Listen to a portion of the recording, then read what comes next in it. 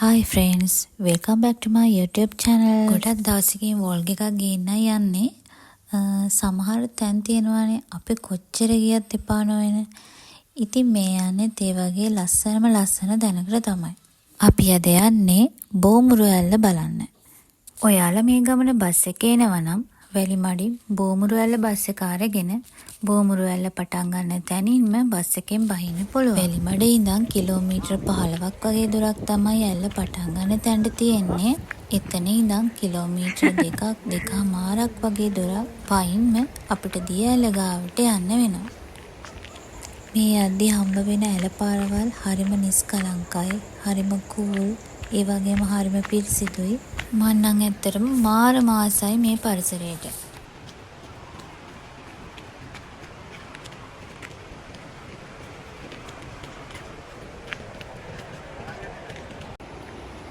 මෙන්න අපිට ලස්සන දියැලි පොඩ්ඩක් හම්බ වුණා. ඇත්තටම මේ වගේ තැන් බල යද්දී පොඩ්ඩක්වත් මහන්සි දැනෙන්නේ නැහැ.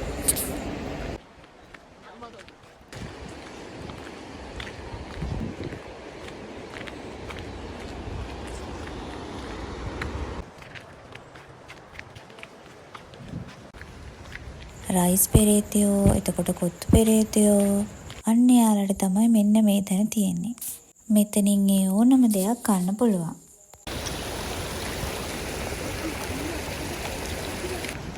කොහොමද වැටුණොත් මෙතනින් ගොඩක් පරිස්සමෙන් යන්න ඕන.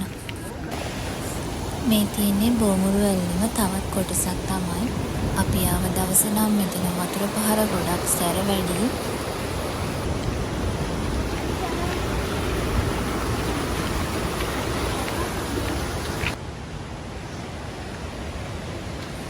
ගස් වලින් වට වෙලා තියෙන නිසා මේ හරිය නම් මාරම නිස්කලංකයි. අවව පොඩ්ඩක්වත් වැටෙන්නේ නැහැ. දැන් නම් අපි ගොඩක් කිට්ටුවටම ඇවිල්ලා ඉන්නේ. බෝමුරුඇල්ලේ වතුර ගලාගෙන යන සද්ද ලොකුවටම අපිට දැන් ඇහෙනවා. තව ටික දුරයි යමු. අන්න පේනවා ඇතින් බෝමුරුඇල්ල. මෙහෙම දැක්කහම තියෙන මහන්සියත් නිවිලා යනවා.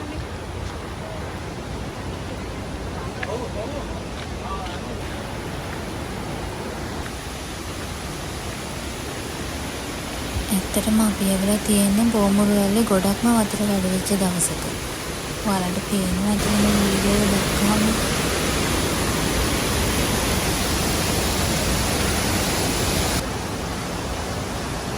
මේ බලන්න කොච්චර ලස්සනද කියලා.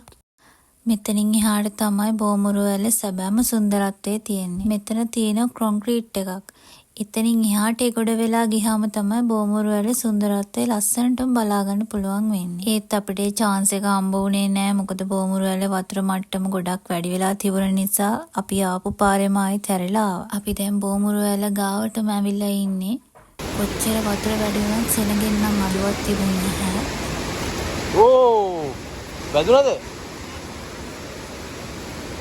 දුවන්න එපා කොල්ලෝ ඉස්සනවා. බලාගෙන අනේ චූටි බට්ටෙක් දුවගෙන ආවලා මෙතන ලිස්සලා වැටුණා. මම බයේ ඉන්නේ යන්නේ කොහොමද කියලා. මොකද හැමතැනම වතුර හොඳටම වතුර වැඩි කමට පින්නක් වෙනවා ඉස්සරහට. දැන් මට මේ ආසයි අර කපල් එකේ ඉන්න තැනට යන්න. දැන් මම බලාගෙන ඉන්නේ මම කොහොමද යන්නේ කියලා ඒ තරමට මෙතන ලිස්සනවා. මේ තමයි අපේ රටේ පළලින් වැඩිම දියඇල්ල. බලන්න කොයිතරම්නම් ලස්සනයිද කියලා අපේ රට. ඇත්තටම මෙතන නම් මිහිපිර දිව්‍ය ලෝකයක්. ඇත්තටම දැන් නම් අපේ මහන්සිය කොහෙන් ගියාද දන්නේ. දෙන්නම හොඳටම බාගෙට තෙමිලා ඉන්නේ. ඇත්තටම අද නම් දේශගුණේ සම්පූර්ණයෙන්ම වෙනස් මෙතන. හුලම් පාරත් සැර වැඩි, වතුර පාරත් ගොඩක් එනවා. ඇත්තටම ළඟට ගිහින් ෆොටෝ එකක්වත් ගහගන්න විදිහක් නැහැ මෙතන හුලම් පාරත් සැර වැඩි නිසා. අපි එතනින් ආවා. දැන් නම් ඇත්තටම හරිම තිබහයි බඩගිනි. අපි ඒ නිසා පුංචි රොටි කඩේකට ගිහින් රොටි කෑවා. අර තේ එක බොනකොට තමයි මතක් වුණේ මෙතනට ආවට පස්සේ මම වීඩියෝ ක්ලිප් එකක් ගත්තේ නෑනේ කියලා.